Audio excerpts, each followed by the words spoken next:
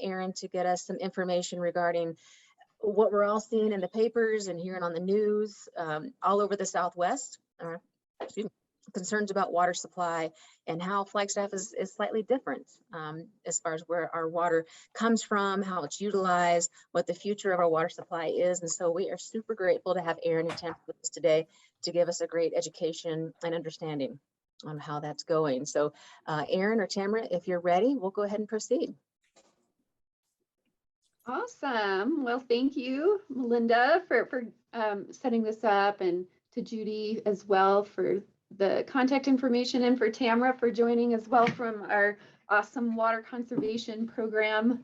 And yeah, it's always a pleasure to share, things about our water supply with everyone, and just an opportunity to address questions and make connections.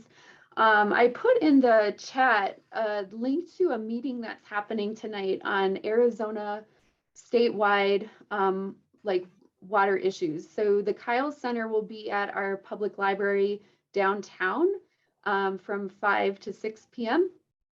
addressing statewide water questions. Of course, if anything local comes up, they'll address those as well.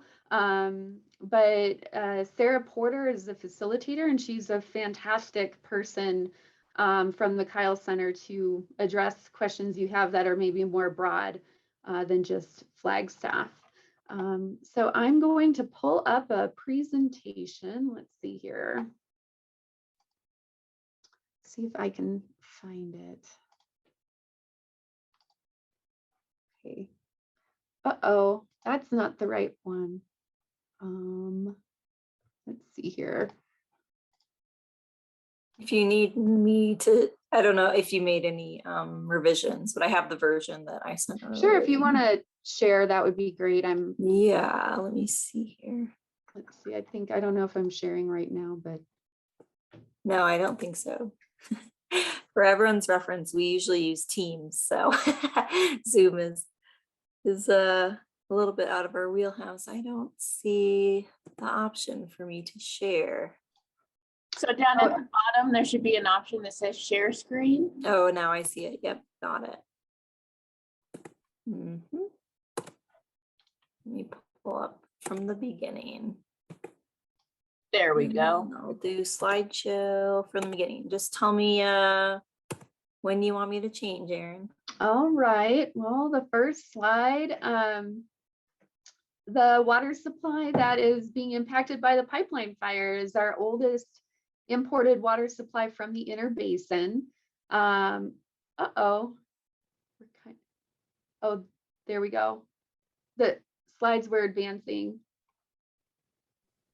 But they stopped. So there's some pictures here of early Flagstaff water supply. The pipeline project in the late 1800s, 10-mile pipeline down to the reservoirs at Schultz and Eldon Roads near Cheshire.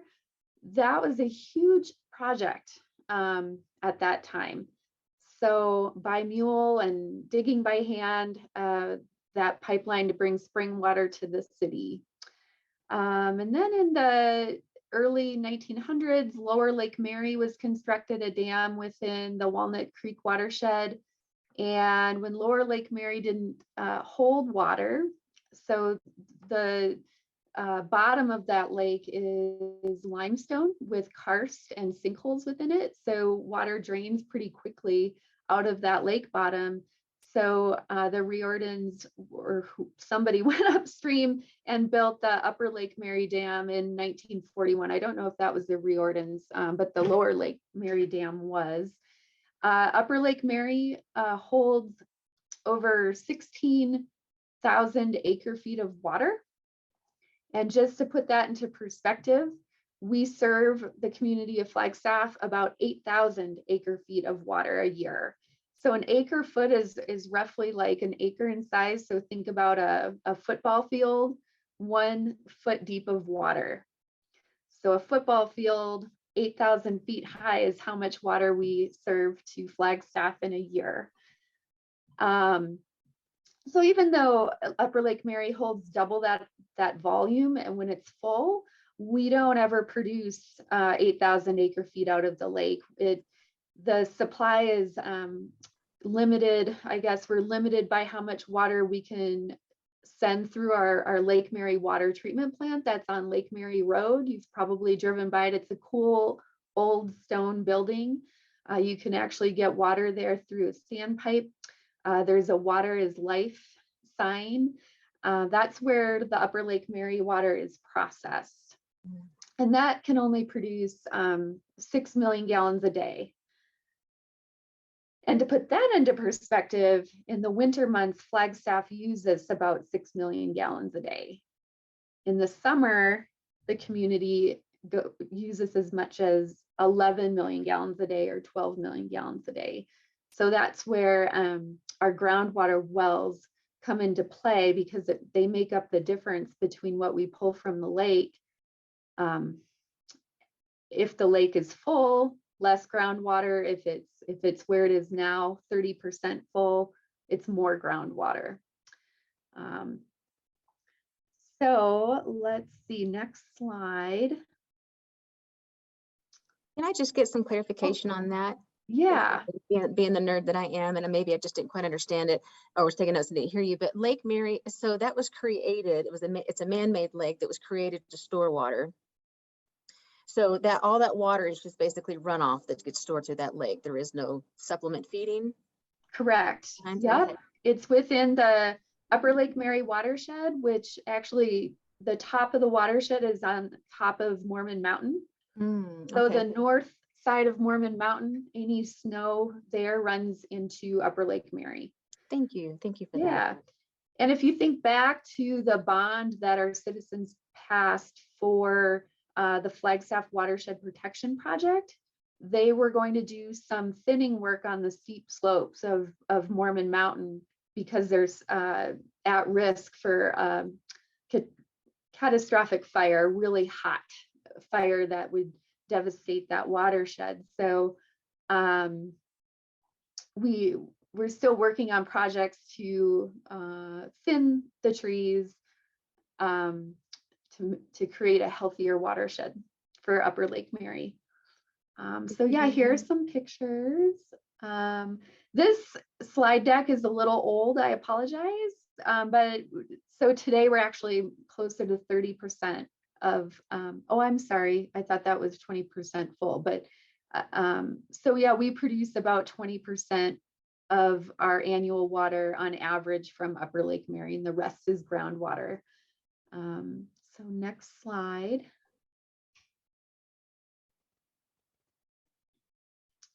Our groundwater wells are deep.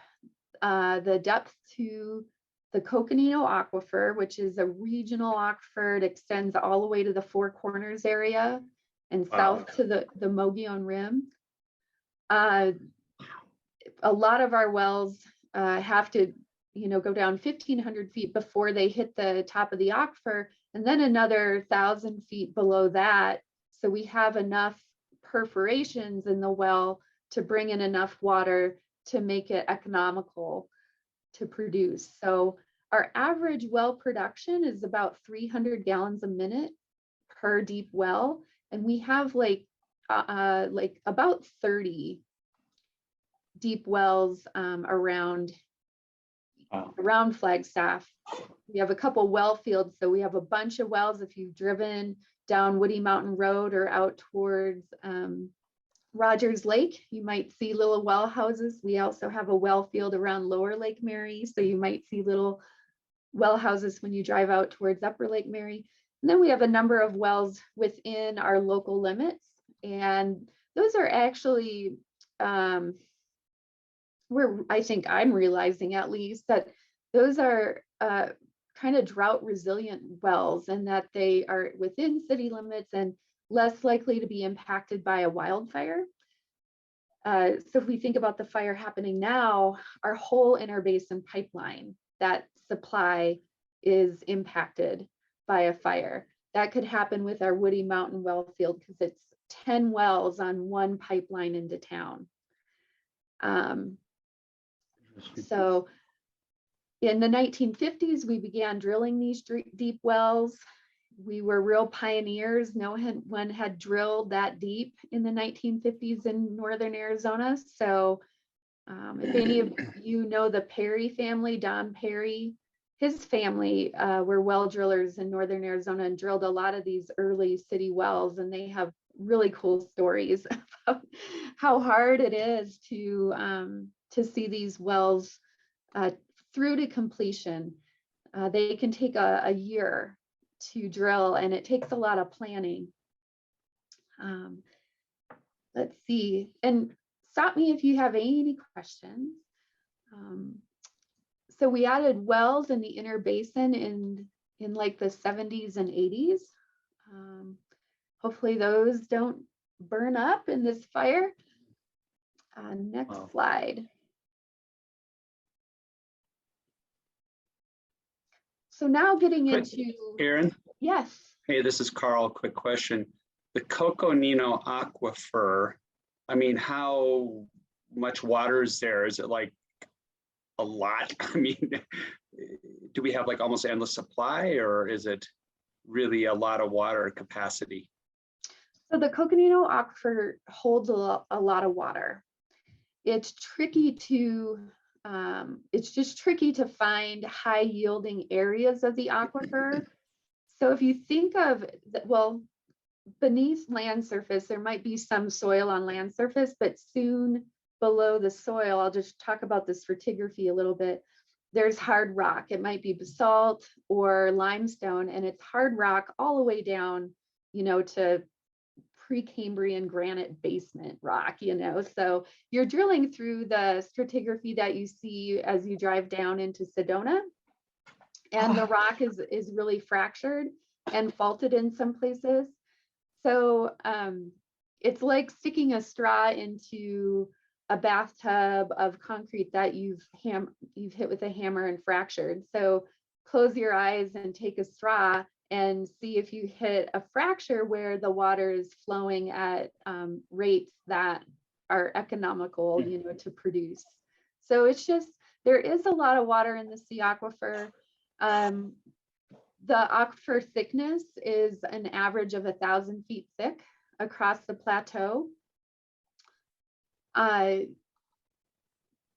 Recharge to the aquifer, so how much like snow melt each year makes it back to replenish the aquifer, is difficult to determine.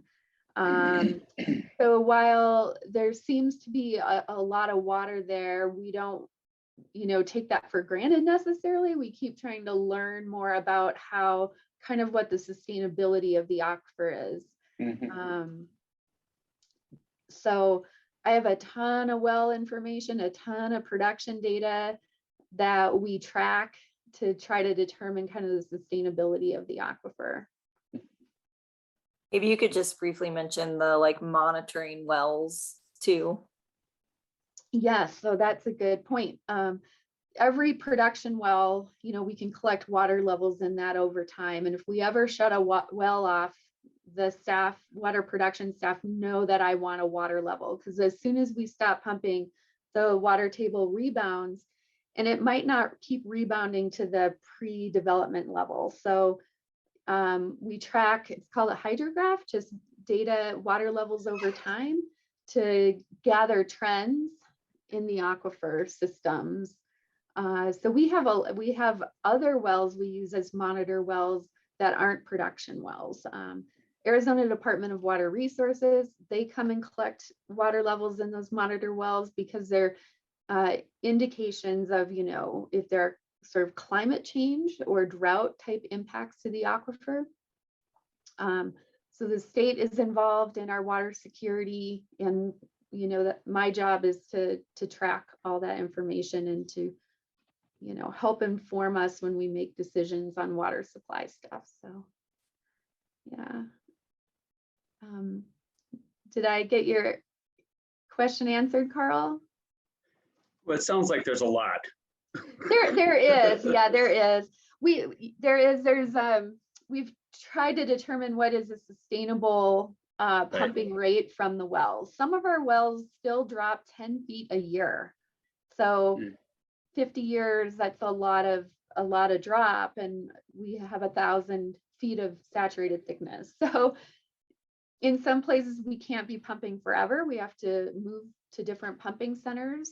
That's where something like Red Gap Ranch is attractive as a future option. We've purchased a water ranch 40 miles east of Flagstaff. We purchased that in 2005. And that's still the sea aquifer. It's just shallower to the aquifer when you're standing there, but we still have to pump that water up 2,000 feet in elevation. Right. Wow. Thank you. Yeah, and I think it's worth mentioning that even though, you know, we're lucky to have an abundant aquifer, it is pretty expensive for us to pump from so deep, and it's a huge energy expenditure. So when our city is talking about and thinking about how to improve our climate impacts, a lot of the energy we're spending as a city is pumping up that groundwater. So we definitely want to use it as wisely as we can. Yeah, awesome point. Everything we do in water services more and more is geared around how efficient can we be, and trying to track our efficiency or our improvements through the lens of climate change and carbon neutrality goals that we have. So that's a great point, Tamara. Would you like to talk about residential water use? Yeah, I can if you want. Sure. So I have two images here, one just showing kind of the US average profile for residential water use. And this is indoors, I believe. So you can see, you know, a big chunk, about a quarter of it is going to toilet flushing, and then showers, faucets, clothes washers. There's actually a percentage listed for leaks. You know, it's often for people to discover small leaks, kind of background leaks, a leaky toilet, dripping faucet, that kind of thing. And the average, you know, number of gallons kind of total across the country is 138 gallons per household per day, or close to 60 per person per day. And Flagstaff is actually a little bit more efficient than that. So I have like a breakdown kind of our community profile in Flagstaff. So our overall community use is 93 gallons, and then the residential is only 49 of that. So the rest of it is going to commercial and all the other uses across our town, if you're thinking about the whole 93 per person per day. So you can see kind of the breakdown here. A lot of our use profile in Flagstaff is residential, single family and multifamily. We don't have, you know, agriculture in Flagstaff, which in some communities you'll see a huge percentage going to that. This chart actually does show reclaimed water as well. So you can see about 20% of the total water used in our town is coming from reclaimed water. So, you know, wastewater gets returned to our reclamation plants, the Rio de Flag plant and the Wildcat plant. And then that can be used mostly for outdoor uses like golf courses and K-12 schools. NAU uses it for some of their outdoor use. And obviously in the wintertime, Snow Bowl is kind of our major customer using that reclaimed water.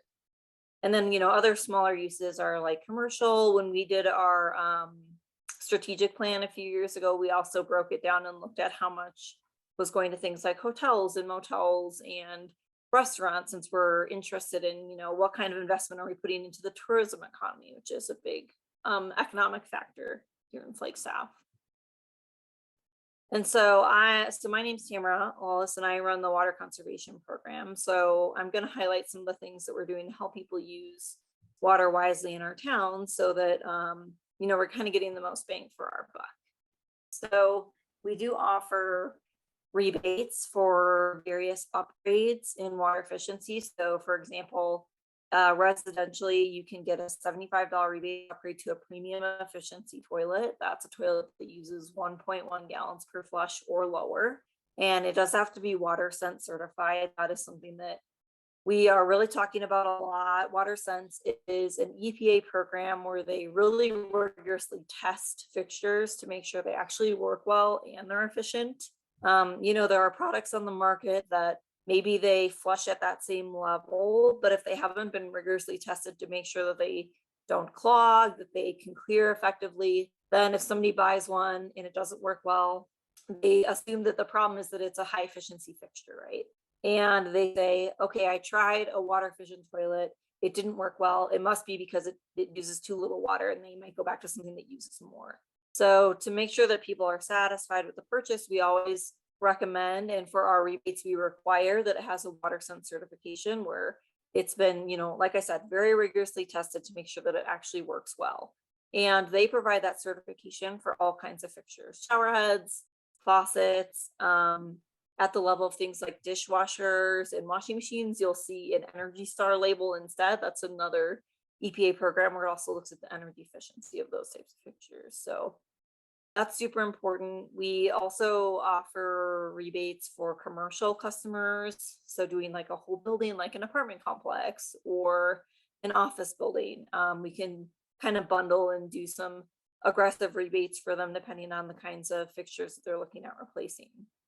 We also invest in free high efficiency WaterSense certified fixtures into our community, residential and commercial. So we provide things like shower heads, aerators, pre-rinse spray valves, which are like high efficiency dishwashing fixtures for restaurants. We provide those for free. The payback for us as water utilities is basically immediate because they'll see a reduction in their use. And because we've made sure that we're buying ones that are high quality, they'll be satisfied with that experience and they don't really have to change any of their behaviors. We're just swapping out the fixture. So that makes sense for us to do as a utility. We also, I mentioned that we did a strategic planning process a few years ago. So we looked at options to invest in for the future. And one of the things that emerged from that is a investment in local schools, both higher education and K-12. A lot of, especially K-12 schools have had minimal investment in their infrastructure. And so they have fixtures that are old. Often when we go to a school and do an assessment, they've got multiple just like dripping and leaking faucets or running toilets, and they're just, using water in a way that doesn't make sense for them financially, but they don't have the money to invest in the repairs. And so we have $10,000 in our budget set aside to just do those repairs and replacements in K-12 schools. They don't have to provide any matching funds. And then for higher education, we do require a $10,000 match. So if we're going to do a project with NAU or with CCC, they provide half of the money and we provide half of the money, up to $10,000. We are also looking at revising some more codes. So Flagstaff has a few codes already that make us a little bit more efficient than the rest of the state and the rest of the nation. So we have a toilet code, for example. If you are replacing a toilet or if you're a new development in Flagstaff, you have to put in a toilet that's 1.3 gallons per flush or lower. And the state and national requirement is 1.6. So we're already requiring something a little bit more aggressive. And then we also have a general water conservation ordinance, which I think I have a slide on in a few slides, but it essentially allows us to enforce things like the every other day watering code. And if we see, kind of wasting water, which we can determine what qualifies as wasting water, but typically it's water running into the street or a flagrant leak that's not being fixed. It's going on day after day and it's not being addressed. If those issues persist, we can actually give people a fine on their water bill per that ordinance.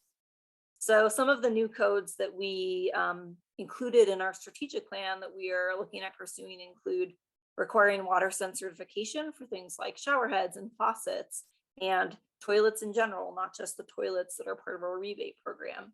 And like I said, that's really important so that we can make sure that we're getting that efficiency and also that those things work well.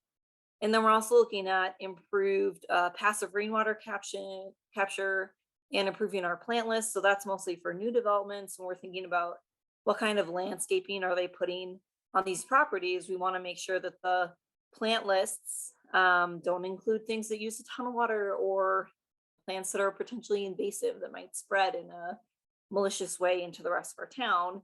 And we want to think about how can we capture some of that runoff that's coming off of roofs and sidewalks and use it for beneficial outdoor use without having to use potable water. So our program does a ton of education and outreach. We spend time out in the community giving out some of those fixtures and talking to people about our water use in Flagstaff and why it's important to be wise with that water use. We also do a 4th grade water festival every September. And that's a partnership with Project Wet and the NAU Teachers College.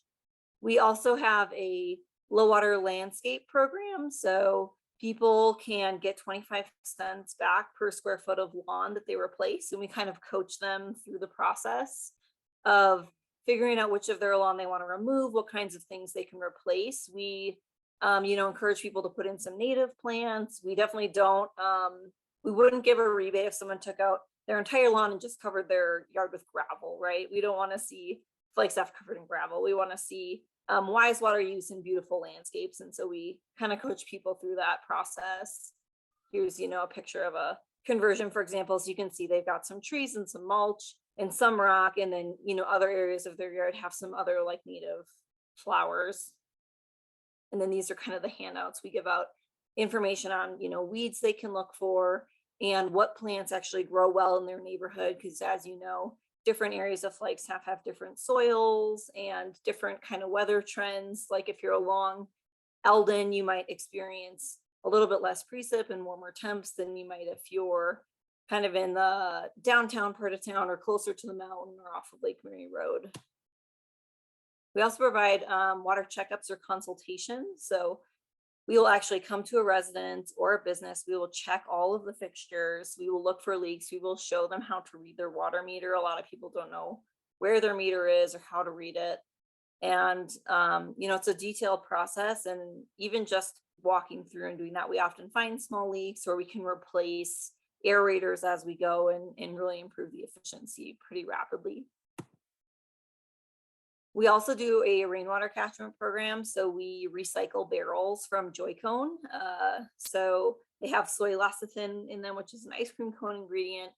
And then, we've been working to retrofit them with the Cocoa Op, which is like a local nonprofit that helps people understand how to do repairs and use tools. And when they come and take a little workshop with us, we talk to them about other things that they can do as well, in addition to just having a rain barrel that can improve their efficiency. So we talk to them about fixtures and we talk to them about our rebate programs as well. So I mentioned that there's kind of special watering rules in Flagstaff. Hopefully you're aware that if you're irrigating outdoors, you can only do it every other day based on your address. So even addresses irrigate on Sundays and Wednesdays and Fridays, and odd addresses irrigate on Tuesdays, Thursdays, and Saturdays. And none of that watering occurs between 9 a.m. or 5 p.m., which are the times of day when we've got really high evaporation and the water's just not doing you a lot of good if you're using it at that time. So people are encouraged to do it in the early morning or in the evening, and nobody waters on Mondays so that our system has the opportunity to recharge. And my staff that enforce these rules, they have an app that, they can in real time as they're driving around or biking around, they can take photos. It's geolocated. Our program is kind of like a 3 strikes you're out. So it's the first interaction is friendly. We have like goodie bags that we hand out with a moisture meter and a hose nozzle. And we talk to them about the rules. Often it's just that people, maybe they're new to the area. They have not heard about the water conservation ordinance. And generally they're very receptive, and that's the last interaction. If it's a recurrent issue, then the second interaction we say, okay, if this happens again, we are going to fine you. And then the third time plus, we can add that fine to the water bill. So it starts off at $25 and then it can double every time after that. So it can go to 50, then 100, so on and so forth. It's very rare that we actually end up having to give a fine or a doubled fine. I would say the most common situation that happens is it's like a restaurant and the manager doesn't understand how to work the irrigation system. And he says, corporate tells me what to do, and kind of pushes the responsibility off. And that's the most often experience we have when we're administering one of those fines. So that's the info I have about the water conservation program. Happy to answer some questions about that. I know we also could talk about kind of long-term planning for our water supply. We do plan for 100 years of water. So this water conservation program that we have essentially, helps us figure out how much are we saving and how can we continue to save so that supply that is existing can stretch us for as long as we can. Thanks.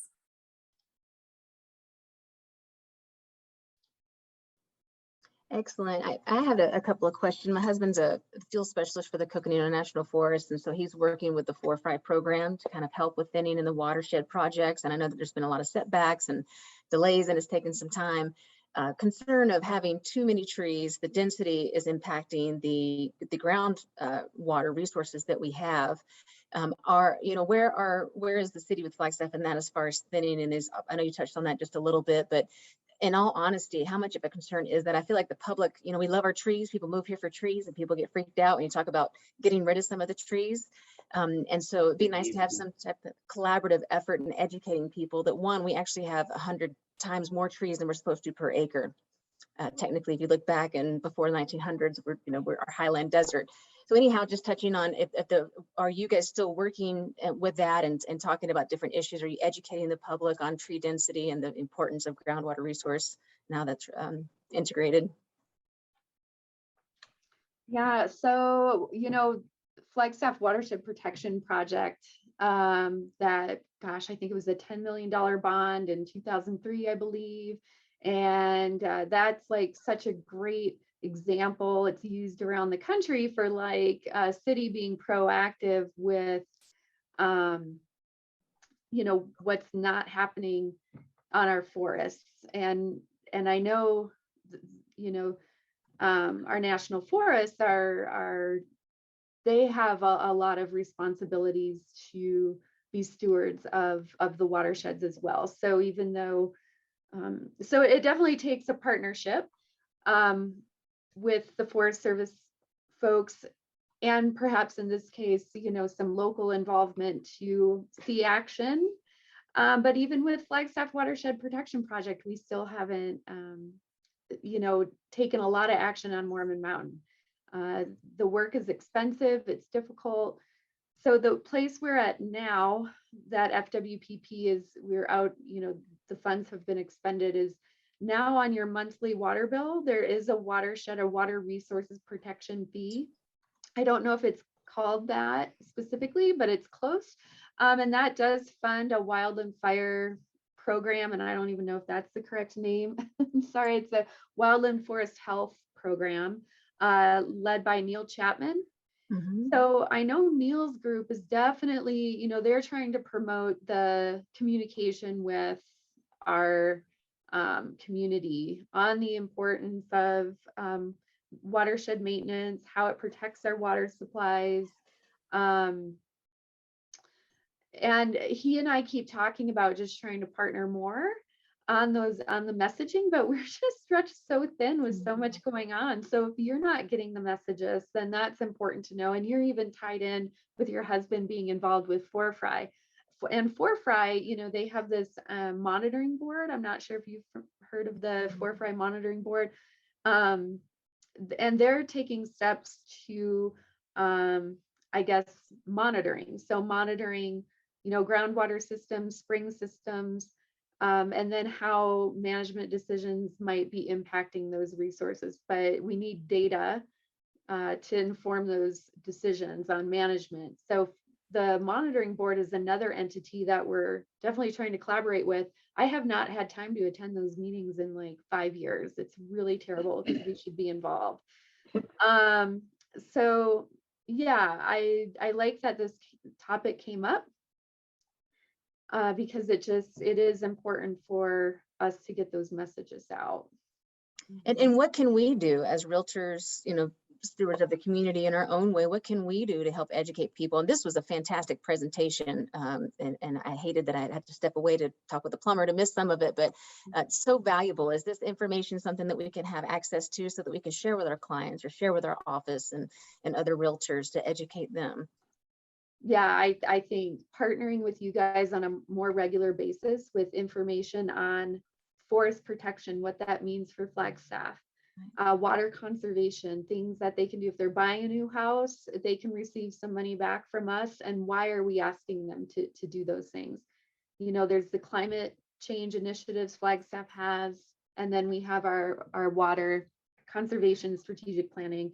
And really, like Tamara said, we're saving water in the aquifer for a longer period of time. So it's just cheaper for everyone to conserve as much as they can. and preserve our resources.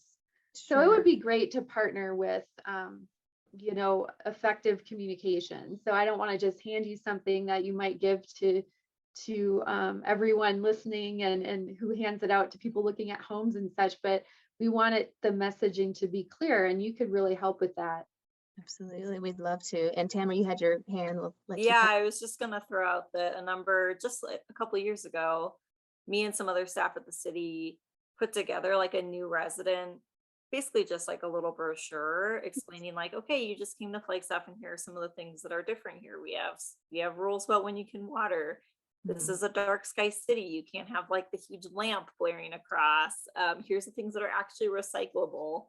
And we have like the item essentially ready for print. We just are like PIO left, and there was just, you know, we've been a little bit understaffed, but if we could get that out and just that like quick intro on like, here's how you can be a good resident of our town. That'd be awesome. I think we would love it for you guys to hand that out. Yeah. Send it to us. Send it to the email that we've been corresponding with. We'll spread it out to everybody. Would love to put that in our closing gift package to our clients. Yeah. Okay, great. We will give it one last look over, and yeah, I think we should get it out there. Great. And I think this kind of came from, this is Carl again. And I know I talked about this with you, Erin. So many people come here and they think, oh my gosh, you know, Lake Powell's so low, you guys must be in trouble. And it's interesting to find out we have nothing to do with the Cap Canal system in Colorado River. We have our own sources here. So that's really, really fascinating. Yeah, and that's another thing we could include in the kit. And Tamara, I could look at what you have put together, but I wouldn't want to delay it necessarily with adding some other things potentially, but where our water comes from. And the other thing that's a huge selling point for Flagstaff is we have what's called a designation of adequate water supply through the Arizona Department of Water Resources. And we're actually a great example for a rural community in Arizona that's doing a lot of water planning. So if somebody's going to buy a house here compared to a neighboring community, you know, there's security in the water supply. And that's pretty huge in my world. I don't know if people realize that, right? Who aren't paying attention to water, but we would love to help you sell Flagstaff based on the good work at the direction of our city council, you know, to pursue that designation. They're not easy to get. You have to prove the hydrology. So the Coconino Aquifer, Carl, we have this groundwater flow model that's very, you know, nerdy, but we punch all these numbers, you know, and we're always calculating. Oh, Melinda will love that. Yeah. It's super cool. But you have to submit all this information to ADWR, Department of Water Resources, that you have the water rights for 100 years, that you've got the financial capability to bring something like Red Gap Ranch on. Yeah, so I would love to put some materials together to help you guys sell Flagstaff. Yeah. Hey, one last question. Has there, I know it's just happening, I'm looking at my window, I can see the smoke. Any assessment yet on how hard Interbasin has been hit? I was hiking Interbasin Sunday. I was up about noon. I was up where the Weatherford Trail hits Interbasin, having a little lunch, and a couple guys go by. Hey, there's a fire on the other side. So I went down, got out of there. I was the last couple of cars out of there, and I was just thinking, is it coming over and around? And as I look at the map now, it looks like it hit at least half of the Interbasin. The whole would be the south side of the valley. It looks like it's been hit. So I don't know how that affects that water supply at all. Has there been any assessment yet? I would say like impacting water supply, there hasn't been. I'm trying to look at an updated map now. Anything that is below Waterline Road, well, there are two impacts, I guess. There's the water supply, and then there is our pipeline system. Right. It looks like it's been all over there. I'm looking at the InsaWeb. They got the map over there, and it's went all with it looks like Weatherford Trail has been taken out. I don't even know if those guys that went by me that told me got back to their car or not. And then it looks like it burned down up over the top of Doyle and Fremont, and is burned a ways down almost towards the middle of the basin, and then totally north. So the road going in there from 89, looks like all that area has been decimated. Well, so I mean, obviously the fire severity we could see from town was extreme. Yeah, When they make Yeah. those maps, they're just saying there was some burning in those areas. and right. we You don't know how it hopped around, right? And it Yeah. could have been, the interbasin, maybe it was more moist. We could hope that maybe it was a low level fire and not the like high intensity fire, but Right. we won't know for. It just tears my heart because it's so beautiful in there. It's Oh, just that, totally. that The area. aspen groves, and there will be an impact to the water line road. Absolutely. Especially the big thing will be the rains. The rains after the Schultz fire are what severed our pipeline in one place and exposed our Right. pipeline in many, many places. In fact, I'll send you a link to a document on that if you might be interested in how we had to repair the waterline road. This fire impacted that same area, but also new waterline road that hadn't been impacted before Mhm. with the Schultz fire. And obviously the Schultz fire didn't get into the inner basin. So yeah, there will be an impact to recharge to the groundwater wells. There Mhm. will be impact to the springs. The springs could come out of it better at the end of the day. End of the day being 5 years or something after Mhm. Yeah. restoration. But yeah, once we can get up there to assess, we'll see. Wow. This interbasin supply provides a fifth of our water in the summer. That's To a give you lot. an idea of the impact. And Yeah. if we compromise Upper Lake Mary, let's say due to a wildfire there, that 2 MGD, million gallons a day, is even more valuable to us Right. if we lose other supplies. So we'll be rebuilding, reconstructing anything that's damaged, and just hope for not intense monsoon. Right. But we need the monsoon too, right? Just We not need all of it. intense, like spread out, Yeah, just rain. nice Yeah. soft drizzles would be great, because the poor Right. community of Waldoni Park and Timberline and such. I mean, are they going to see the debris flows that they saw in the Probably. Schultz fire? Probably. Potentially. God, it's just sickening. Yeah. Yeah. We have a question from one of our gals here, but she's wanting to know if we sell any of our water. We do have standpipes. I think we have 3 potable water standpipes, and so folks can come and fill their storage on wheels. I was just asking how many people, where they come from. I was asking our customer service. We do have if we ever enter a water emergency, when we have a water shortage, so a loss of Upper Lake Mary or something to a wildfire or drought, within a 25-mile radius, we'll still serve people, but outside of a 25-mile, that's our cutoff for that supply. But other than that, we don't deliver water to Kachina Village or Mountain Air, Forest, Highlands, Flagstaff Ranch. They're all on their own water, and so is Donny Park.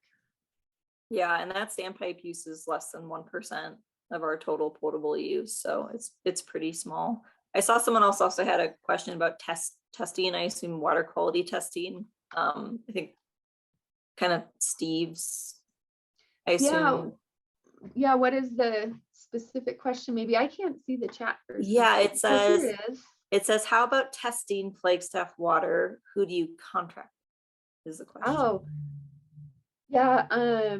We contract. Well, we have our own. We have 2 labs that are certified under ADEQ, Department of Environmental Quality. So we do some of our own testing. If we farm stuff out, sometimes we can keep it local to Interbasin Lab, or shoot, the one over by U-Haul. The name is escaping me. Somebody acknowledge it. Yeah. Or we go with like Eurofins, or we have to ship samples out. Yeah, and then doesn't the like Arizona Department of Environmental Quality do like periodic testing also?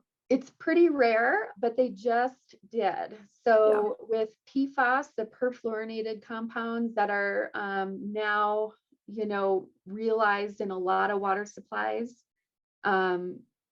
ADEQ did come to Flagstaff to sample for PFAS at 2 of our wells downstream of the airport and 1 well above the airport upstream. And we're still non-detect in our city water sources for PFAS.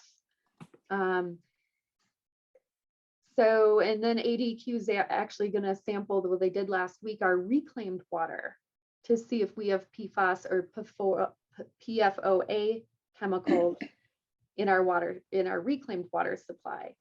So yes, sometimes ADQ also does sampling. And I'm And sorry, they can you sent- remind us of what the PFAS and the other one was?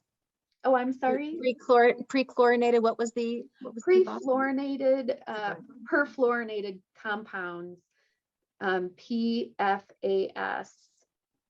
And if you just Google PFAS, you'll find a lot of information on it. So these are like the Teflon type chemicals. So, but they're in Underneath. everything. They're on, I'm trying to find stuff. I'm sure I have it around me. Receipts that are slick. That's a Teflon kind of product. Right. The forever chemicals, I think is what they're called, right? Perfluorinated chemicals. The forever is what I've heard them. Yeah, tagged they've as forever gotten chemicals, that they don't ever go term. away. Yeah, they've gotten that term, and some in the industry are like, well, that's not really correct. But anyway, Yeah. forever chemicals, they don't really go away easily. There are treatment technologies that will remove them. But you know, Tucson's got a PFAS issue, and commonly the issue is associated with like a military base, where or airports where they're using de-icers. Okay. How would you say our Flagstaff water compares to others? Any knowledge, information on that you can share? We've Quality? got fantastic background water quality. You know, anywhere else in at least the super populated areas of the state, there's a lot of agriculture, so they've got nitrates issues or compounds related to what am I trying to say? Superfund sites, wherever there's contamination, you know, there's a big plume sort of in Phoenix. So they all are battling water quality. All we have to do with our well water is chlorinate it. Right. We're just shining on all the Safe Drinking Water Act parameters.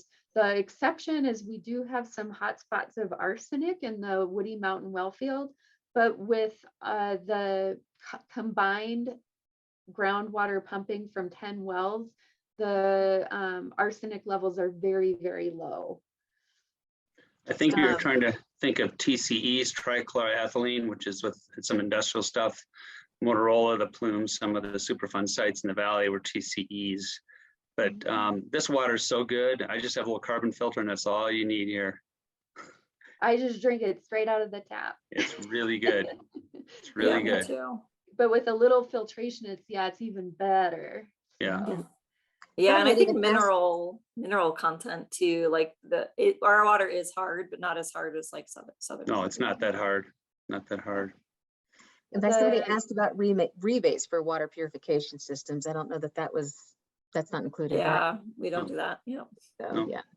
And That's I might have aesthetic. missed it, so I apologize because I had to step away, but did y'all talk about the future going forward with climate change? For instance, I know in Colorado, places like Breckenridge are going to see an 80% decrease in their snowpack.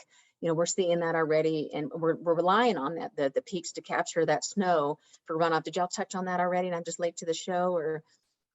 Not No? really. How are we preparing for that, and what are their predictions? How scared should we be about not having snow up there on a regular?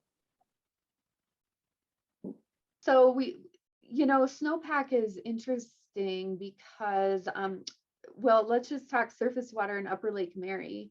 That supply is very sensitive, you know, to season to season. A bad snow year, we can basically handle kind of 3 bad snow years. We can get through a full lake. And on the 3rd or 4th year of no runoff into the lake, it's dry. So we don't, you know, we make sure to maintain enough water in Upper Lake Mary that we can meet peak water demands in the summer. snowpack, we didn't really have any snowpack last year, so I'll use this as an example. We were at 20% full in like November or maybe October, and a couple of snowstorms last year brought it up to 35%. Really no snowpack, but a foot of snow and the snow melt. So we'll fill to 100% if we have some snowpack and it's really cold. If we happen to get rain on snow, it's like a parking lot. Yeah. And our lake comes up in one season from 20% to 100. So I would say for Upper Lake Mary, it's not really snowpack necessarily, but for groundwater recharge, snowpack is really important. Yeah. We need a slow release of melting to kind of lubricate the ground to allow water to just, connect to the aquifer pretty quickly. So when it's so dry, we get evaporation or evapotranspiration, and the soil just, collects as much water as it can, and then we don't have enough snowpack to utilize any soil moisture that's collected. So anyway, snowpack, we are doing some like groundwater modeling to look at, how that impacts the sustainability of the aquifer. But, we talked about how thick and vast the aquifer is. We've got a lot of time, we're not going to see impacts that a shallow water system would see. A shallow system that's maybe not regionally extensive. So what comes to mind locally is like Baderville. They have a pretty shallow aquifer, so it's going to respond more quickly to, these year-to-year type events. And snowpack is probably, if I looked at data out there, I would think that snowpack will impact that much faster than it will the deep aquifer. So I don't That's know. a great distinction. Thank you. Yeah, that clarifies a lot. And just concerns, I mean, the city, I suppose, is taking measures, the climate action plan that you talked about, to plan for that. If we never get snow on the mountain, which is going to be 80% by 2080, just in places like Breckenridge. So Flagstaff being high desert, it seems like that's going to be knocking on our doorstep sometime soon. Yep. And we see that as a long-term impact to the deeper sea aquifer. So that's why we keep going after water sources and water supplies. Well, thank you for doing that. That's a really good to know. I feel much comfortable about it. And the education we'll be able to pass along to our clients is just invaluable. So thank you both so much for being here. Did anybody, and I know you're time sensitive because you guys have a lot going on right now. Thank you for all that you do and taking time out of your day. Anybody else have any questions they want to bring up to Erin and Tamara before we let them go? You can put it in the chat if that's easier, or take yourself off of mute, ask away. And again, if there's something that we can do other than spreading the message and helping us educate people, thank you so much for connecting with us. We'll keep this connection together. And Carl, thank you for bringing us together for that. But if there's other ways that we can help and get out there, please allow us to utilize us as a resource to be a conduit to the public in any way that we can. Yeah, we should have a great relationship. So let's keep chatting. Absolutely. You guys are busy. Is there anything else that you wanted to finish with, or anything else that's good for us to know, good for people to know in general? Not that comes to mind. We've touched on a lot of things, so just want to thank everyone for joining us and finding it interesting to hear about water. Yeah, absolutely. And thank you, Tamara, for joining today as well. Yeah, of course. Yeah, thanks, Tamara. Thanks for your time, everybody. And just as a reminder, she put in at the very top of the chat box, you'll see there that she has put in the link there. And explain that real quick again, what that was for, Tamara. I think Erin posted that's like Okay, it's a water event that's happening tonight. Oh, Yep. sweet. Oh, that's nice. The Arizona Humanities event. Council. Great. So patch in with that, and there is Tamara's email address. Yeah, I will follow up with that handout. I can hopefully get a quick turnaround on that. Yeah. Great. And Tamara, do we get a hold of you for our $75 rebates on the toilets? Yep. Yeah. Feel free to pester me. I will send you all the info about rebates. Okay. Yeah. Great. All right, and there's Erin's like information as well. Thank you all, everybody, for being with us today. Great, important topic. As you hopefully all are aware, Tuesday we typically do our lunch and learns. We're going to do in-person stuff coming up, but next week we're going to be having Robin and Jen back on the Zoom talking about with our personal wellness segment on nutrition, segment part 2. So join us for that. We've got some great events coming at you in the Zoom room as well as in person. So don't forget to check the calendar at nazrealtor.com to see those events, and you can register.